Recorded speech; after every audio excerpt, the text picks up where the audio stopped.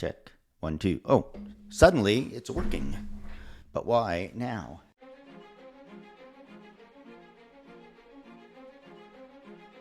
I started birding when I was 12. I grew up in Wisconsin, and my mom and I took an intro birding class at a local nature center. And then I pretty much promptly stopped birding almost entirely for about 5 years, actually. They was like, what are you even thinking? But most of my friends are used to me just kind of being a little out there and doing what I want to do anyway. Yeah, and don't get me wrong. If my finances had been different, I definitely would have enjoyed a few more hot showers. Welcome to episode 12 of the Big Year Podcast. I promise to make this introduction a little bit more concise than last time.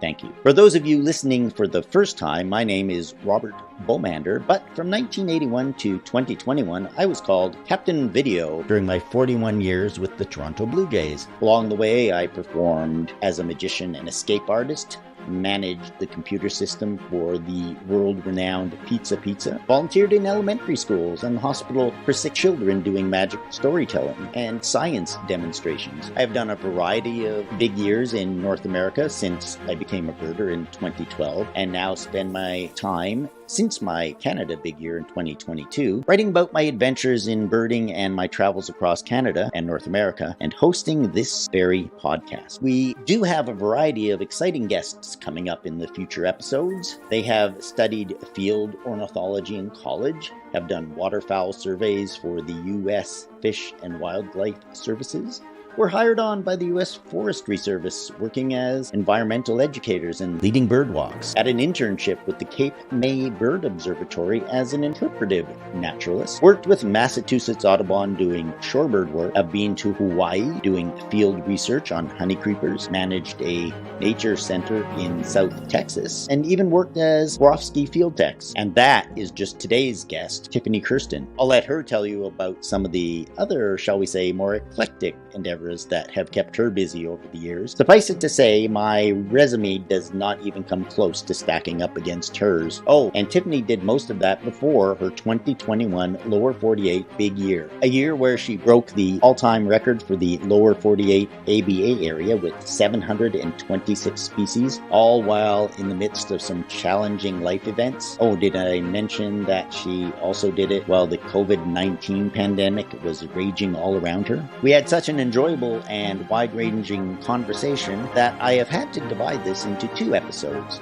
With all that being said, let's just get on with it and enjoy part 1 of my conversation with South Texas birder Tiffany Kirsten.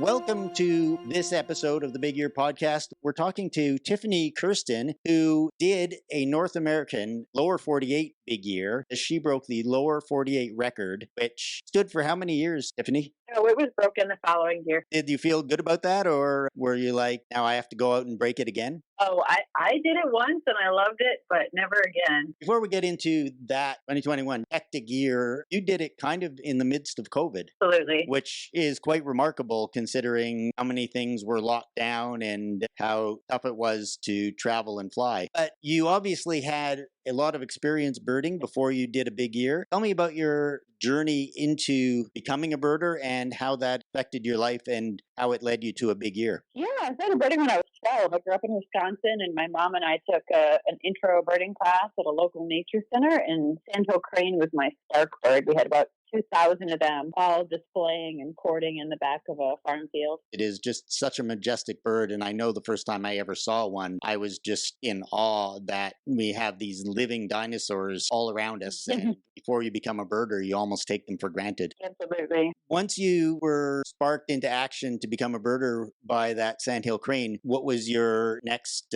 phase of birding? Well, I was actually a backyard birder for about 10 years, actually, until college, and got back into it in college and took field ornithology, and then started doing volunteer waterfowl surveys for the Fish and Wildlife Service. I got hired on by the U.S. Forest Service, and so I was an environmental educator for 4 of the 5 years that I was in college, and led bird walks there at the visitor center that I worked at.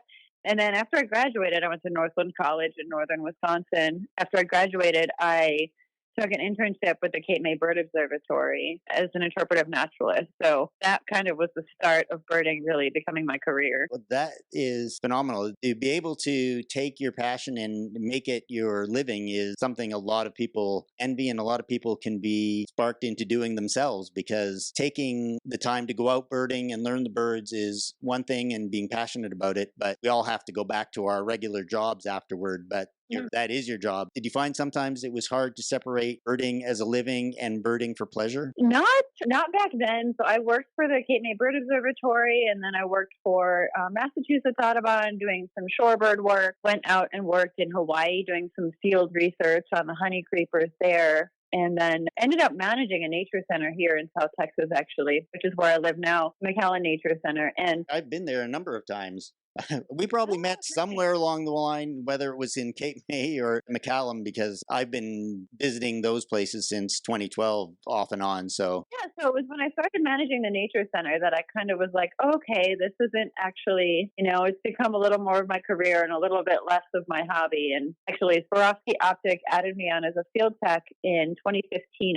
I had moved here to South Texas in 2013. In 2015, they added me on as a field tech. So basically, they gave me the equipment on a long-term loan in exchange for the soft promotion of being seen using it in the field. And then I pretty much promptly stopped birding almost entirely for about 5 years, actually, about until COVID hit. Not because I didn't like birding, but because I felt like I was getting my nature fix in during the workday. And then I actually found Latin dance. And so I was dancing on like a semi-professional Latin dance team for a couple of years. And then I just found all of these other hobbies and started shooting competitive archery. And yeah, it wasn't like I stopped liking birding, but there was just so many other things going on. well, that does give you a well-rounded life, and it also, in many ways that you didn't even realize, prepared you for doing a big year. Yeah. So COVID hit, and I had been managing the nature center. The nature center let me go. I ended up letting all of the staff go. And I started guiding on the side. I had bought a house earlier in 2020 and then was let go from my job a few months later in 2020 still. And so I just started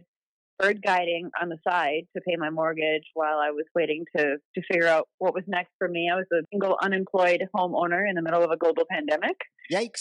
So yeah, it felt like life couldn't get much worse. I had no idea if I was going to lose my house, if I was going to have to take a job elsewhere and move. And I ended up the second week in January guiding Charlie Bostwick, who was doing an ABA big year. And I got him for 3 or 4 days here and got him all of our 30 or so Valley specialties. And then there were some ABA rarities that were hanging around too, ruddy ground dove and crimson collared grosbeak, things like that. So we spent 3 or 4 days, got him all those birds for his big year. And, we got to talking 3 or 4 days, spending just hiking alone with people. And, I was like, well, this is my situation right now. And he was like, you're not married or anything. Why don't you just also do a big year? Which I just laughed. Because I was like, because I have a house and I have a dog and I have almost no savings because I was, recuperating funds from moving costs and whatnot. So another month went by, and that's about another month later is when I finally decided to actually go through with doing a big year. And what preparations did you have to make, considering that you didn't have a job, you didn't have money, and you had a dog that would miss you a lot if you just started running out on him every day? Yeah. So I had a temporary roommate at the time, actually. Before COVID hit, I had been training for the show American Ninja Warrior, and COVID shut down all of that. I had applied for the show, but they didn't make any selections from the applicants that year. They ended up inviting back some returning people. So a woman that I trained with at the gym actually came to live with me for a few months so that she could be closer to the gym to train every day because she'd gotten the call to be on the show. So I left my dog with her, and I was just piecing things together. I was guiding whenever I could. I did not have the financial part of my big year worked out by any means. It was like one step at a time. And I figured at some point I would have to quit and get a job. Right. So you literally went into 2021 with a half-baked plan, so to speak, and just said, you know what, it's going to work out somehow. I'll figure it out along the way. Yeah. So it was like the second week in January that I had guided Charlie. And then it was right around the second week in February. I'd actually taken a week for 5 life birds or bird species I'd never seen before that were in Arizona. And I was really stressed. about where my next job was going to come from. Applying for jobs all over the country, had lots of interviews and no job offers. And so I used to drive a Chevy Spark, actually. That's the car that I drove for my entire big year, tiny little compact car. And it's great on gas. So I was like, well, I'm spend a week. I'm going to go to Arizona. I'm going to try to see these 5 live birds, and then I'm going to come back. And it was good to me to kind of just like de-stress and get away from things and hopefully come back with a little bit of a healthier mindset about where my life was headed.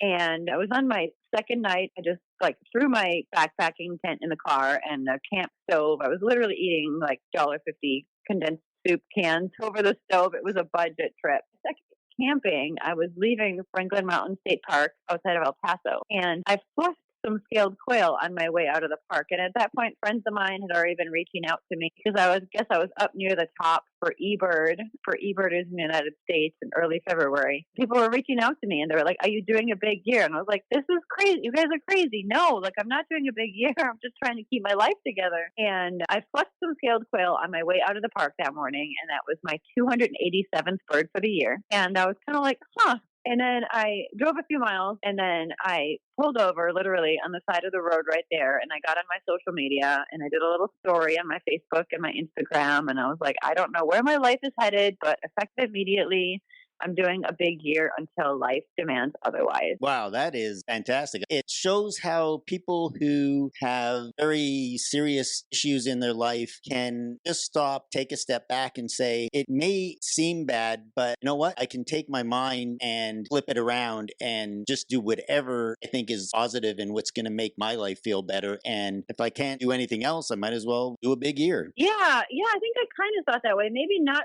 so much as like, this is like something good that I can do to like change my life around. But to me, it was like, okay, this is a distraction. Like I have this thing that I tend to be pretty like hyper focused when I find something, find a project or whatever. And this was kind of one of those situations where I was like, okay, well, like my purpose in life right now can be to find as many bird species as I can. And that was just kind of a focus or a distraction in my life from the rest of my life. So it's February and now you're sitting in your car thinking, I'm going to do a big year. Did you think lower 48 at the time, or did you have the idea that might be an ABA big year? I knew that it was going to have to be lower 48 just financially, that that Alaska and Hawaii were not going to be within my budget by any means. But I had to reroute, like I had to replan. I actually had plans just a few hours later to meet a friend of mine in Arizona I needed sagebrush sparrow. I hadn't seen it when it gotten split. So that was one of my 5 targets, my lifers for the trip. And I messaged my friend that I was supposed to meet in a few hours. And I said, change of plans. I need sagebrush sparrow still, but I also need everything else. I'm doing the big year.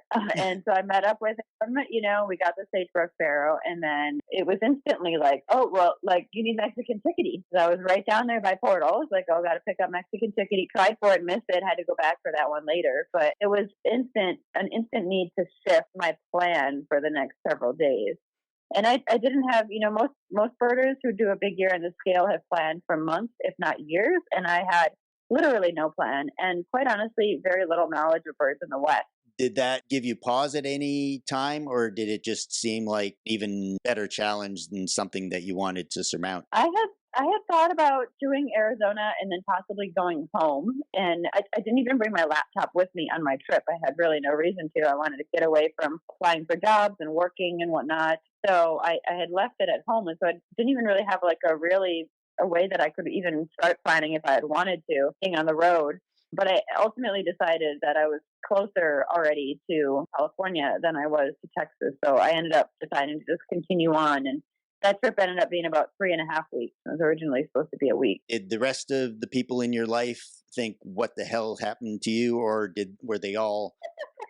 Because I know when I did it the first time in 2012, people didn't understand what had happened to me, why I started birding and then decided I was going to be jumping around the country whenever I had a day off or a week off, and ending up in Alaska at one point. People just didn't quite get it, why anyone would do what I was doing. Did you have people in your life that, especially family members, that thought you had flipped your lid?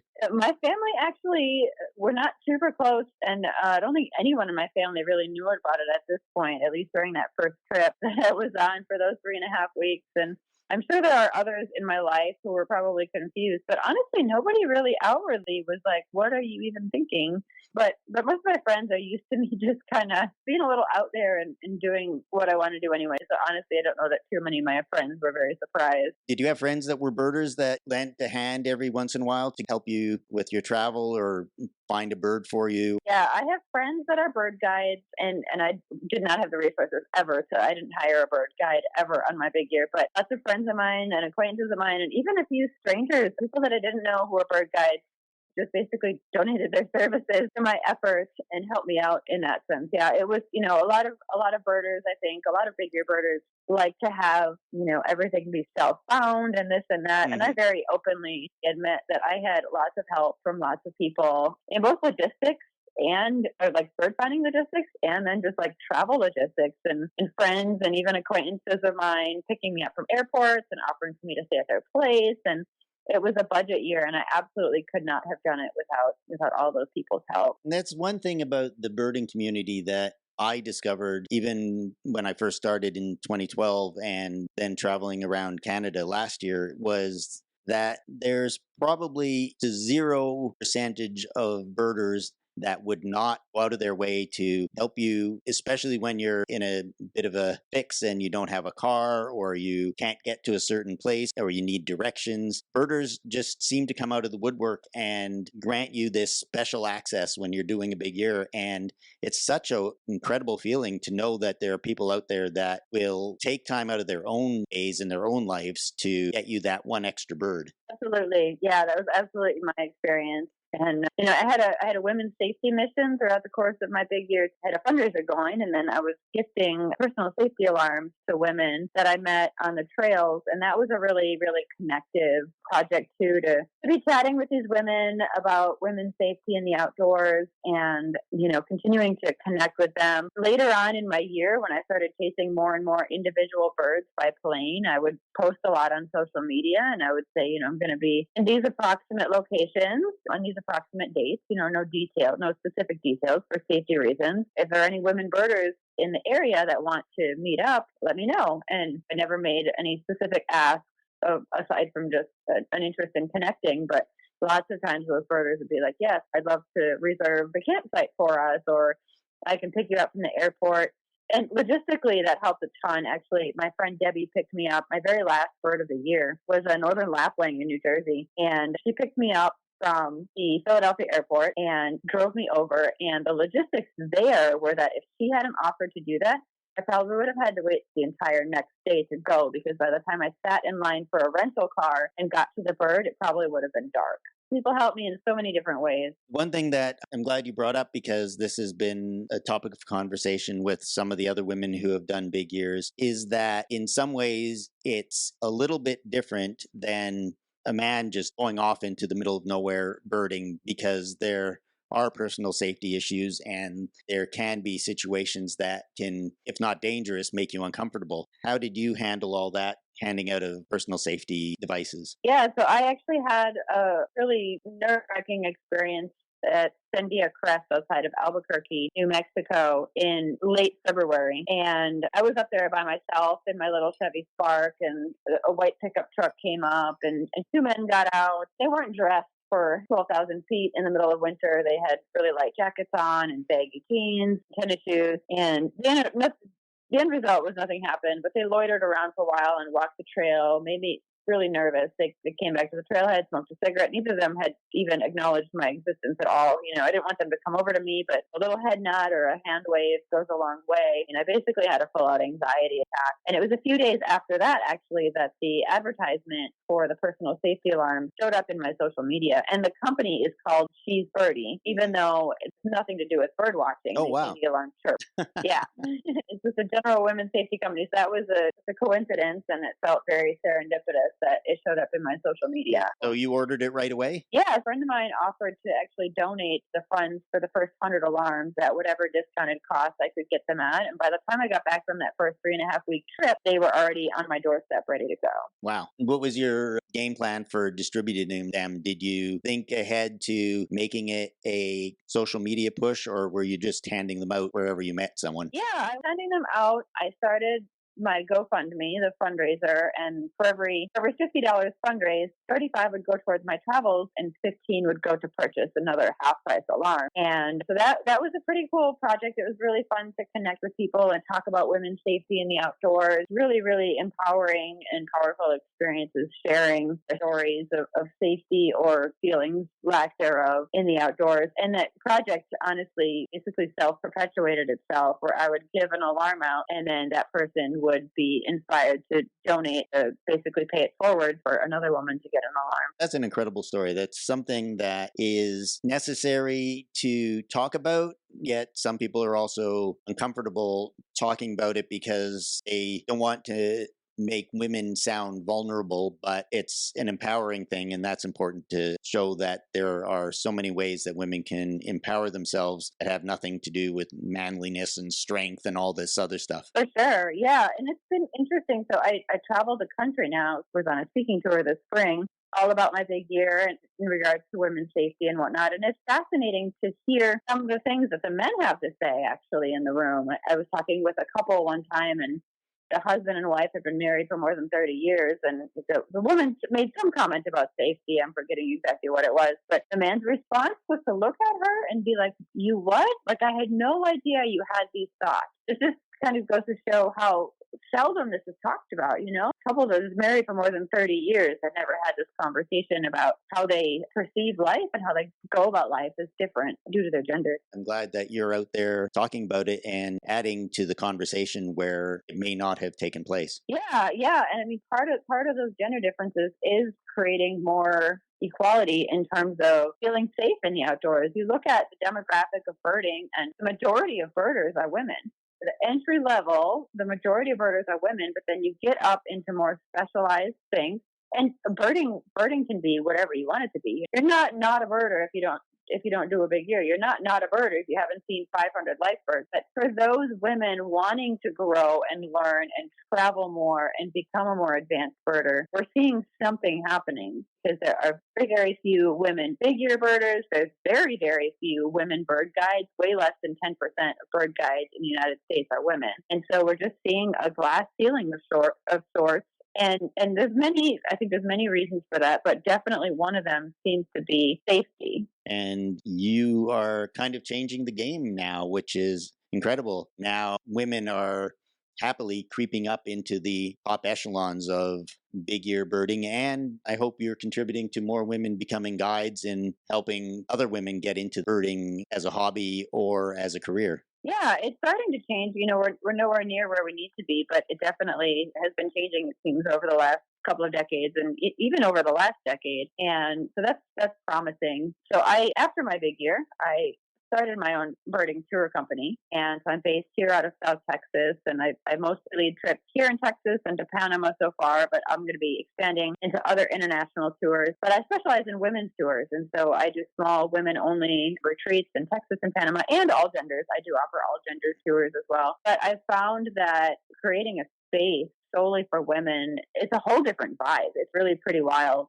Because I think another one of the issues with women learning and growing in birding is that oftentimes we feel, whether it's warranted or not, I think sometimes it is and sometimes it isn't, but we can feel intimidated by being out in the field birding with a bunch of men. And you need to be able to ask the quote unquote stupid questions. My number one rule for birding with me is that there are no stupid questions, and or to make mis-IDs. Like, misidentifying birds is like quick knee-jerk reactions as to what you think something is what's going to help you become a better birder, because then you can kind of deconstruct that. Well, why did I say that, or why did I think that? Oh, last year I realized that there's quite a bit of similarities between a ringed kingfisher and an adult red-shouldered hawk. I missed out of the corner of my eye. Yeah, something really low and pretty large flew over the path, and I barely saw it. I admitted I barely saw it, but I was like, I think it might have been this. It might have been a ringed kingfisher. And then we walked another 100 yards, and there was an adult red-shouldered hawk. It's like, oh yeah, kind of the same, kind of rufusy, dark with like light spots, and yeah, and it's a teachable moment. And some people think that expect that I'm one of the best birders in North America or something now, because I've seen each bird once. And That's definitely not the case. I make my errors too. And that's part of, I think, what sets me kind of apart from some bird guides. I am not afraid to admit when I'm wrong. And it becomes a teachable moment. It's not about getting everything right all the time. I instantly corrected myself with a misid that I made. And it creates a learning lesson for the group. And you really do start to think about birds in a different way when you stop being so careful and closed off about the possibility of making a mistake. Because in order to not make any mistakes, you would have to not identify any birds. Exactly. And so now you're in February. You decided that it's going to be a big year. What did you end up doing next? Oh, I ran all over so many places. Let me see. So after Arizona in February, I went to California, and then I ended up actually flying from California to northern Minnesota to get a bunch of boreal stuff up there. Spent 4 days, came back to Texas by way of Albuquerque, and got home and then got my blog and my fundraise and everything set up, started getting a little bit organized. I did most of my birding, I guess, in March. I think I was here for the most part in South Texas and guiding a lot, trying to make some money. And then I spent some time in April up at High Island, actually working for Swarovski and volunteering for Houston Audubon. Usually they offer guided bird walks, but since it was COVID, they weren't doing anything formal. So I actually just went up there with a couple extra pairs of binoculars and spent about 10 days just kind of wandering around and talking with birders and showing them optics and collecting deer birds. I think I got like 19 new there. My goal was to get as many things as I could on migration so I wouldn't have to go all these places to try to chase things down on the breeding ground. One of my favorite birding trips was to High Island in April, and just looking at a water drip and seeing 5 warblers that in Ontario in May might take 3 weeks, even if you saw them all. Yeah. At that time, had you started chasing the rarities and flying across the country for them yet? Or were you still just in the early stages of preparing to? So I actually never really thought that I was going to get to the point of chasing rarities. When I launched my project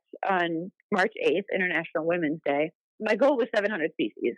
And something like a dozen people before me had seen 700 species in the lower 48 in 1 year. It wasn't record breaking, but I thought it was an admirable goal. And it was one that I quite honestly didn't know if I was going to be able to meet. And so I had mapped it out, all the possibilities, the regularly occurring birds with location A, location B, location C, so much logistical planning. Whenever I wasn't somewhere, I was sitting at home on my computer, mapping out it the rest of the year and then amending it after each trip. And I really didn't chase anything except in April, a Western Dallas showed up in Florida, and Charlie went to go see it, and my friends the McQuades went to go see it, and lots of people from all over going to see this Western Spendalis. I was like, well, I'm doing a big year. I have to go see this bird. And so I booked a plane ticket for the very next day down to Miami, and with a return ticket for the day after that. The ticket was about $600. And then, I was getting ready for that. I booked my car rental, a Chevy Spark, a tiny little compact car that I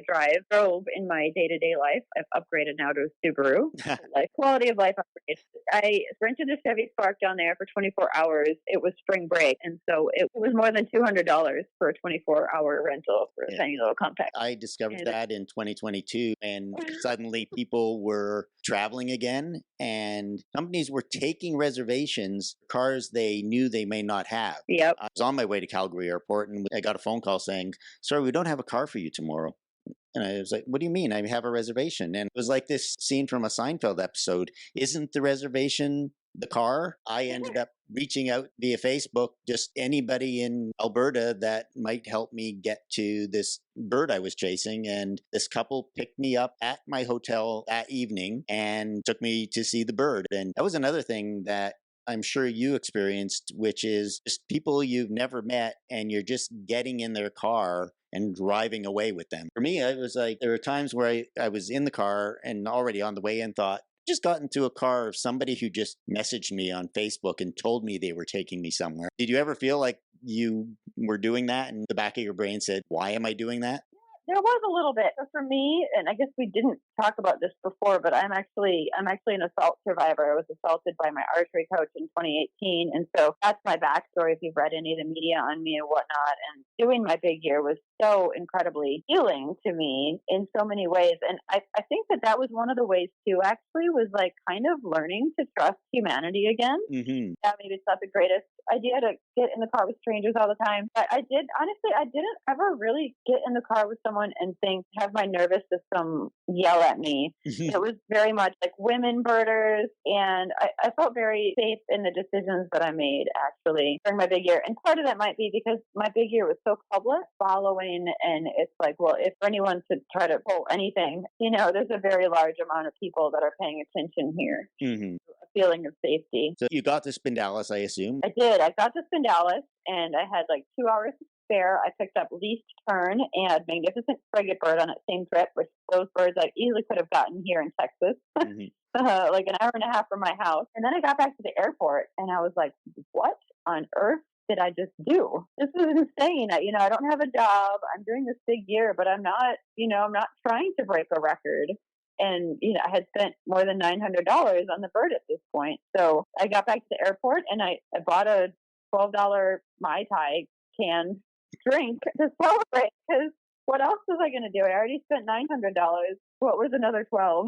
Well, yeah, that's a great thing to do, is just to celebrate these birds, because you know how much the bird cost you. And I always celebrate with a steak dinner or something like that. So I understand that. Yeah, well, so that was my most expensive bird of the year by far, and it ended up actually just spending just over $22,000 on my big year, which is a decent chunk of change, but it's super low budget for a big year of this scale. Did you spend most of the time camping wherever you could? Yeah, so I spent 148 nights away from home.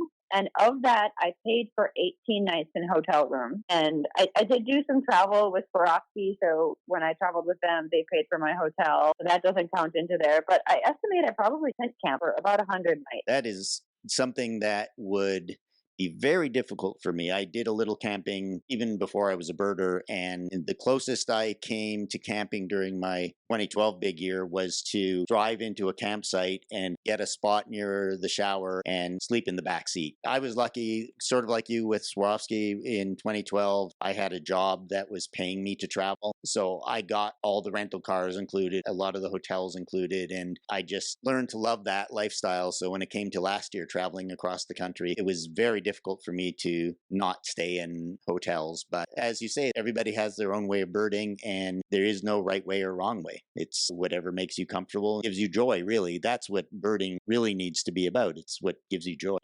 Yeah, don't get me wrong. If my finances had been different, I definitely would have enjoyed a few more hot showers, a few more hotel rooms on my big year.